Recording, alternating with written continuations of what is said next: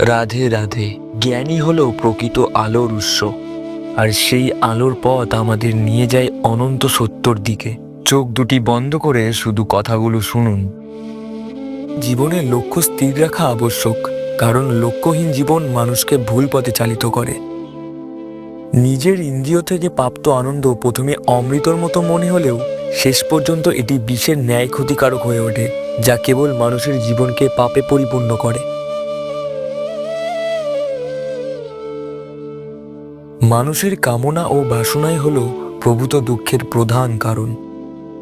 জন্মের সাথেই মানুষের মৃত্যু নির্ধারিত, তাই নিজের কর্ম করো, যা অনিবার্য, তার জন্য দুঃখ করো না। জীবন ধারণের জন্য প্রয়োজন কর্ম। কর্ম অবশ্যই সম্পাদন করো, তবে বিনা অহংকারে, বিনা লালসায়, বিনা হিংসায়। কারণ সঠিক কর্ম করা উচিত ভালোবাসা, সহানুভূতি, নর্মতা এবং ভক্তির সাথে। কেবলমাত্র স্বার্থত্যাগই হল আনন্দ ও সন্তুষ্টির একমাত্র সহজ পথ। সময় হলো সর্বশক্তিমান, তাই কখনো সময় নষ্ট করো না। জড়বস্তুগত সুখ সর্বদা ক্ষণস্থায়ী।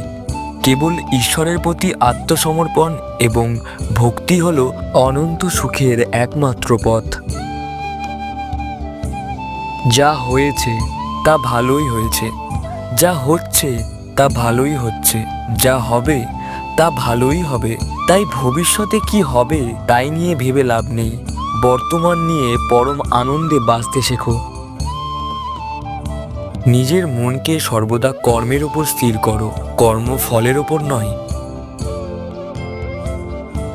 লোভ, ক্রোধ, হিংসা হলো মানুষের প্রধান শত্রু, যা নিজের অজান্তে জীবনের সবচেয়ে বেশি মূল্যবান জিনিস সময়ের ক্ষতি করে, যা কারোর জন্য থেমে থাকে না। জীবনে অমরত্ব পেতে সম্মান অর্জন করতে শেখো, কারণ জীবন ক্ষণস্থায়ী, কিন্তু ব্যক্তির অর্জিত সম্মান চিরস্থায়ী। প্রতিটি কর্মের আগে আমাদের কর্মের প্রতি সঠিক মনোভাব গড়ে তোলা আবশ্যক।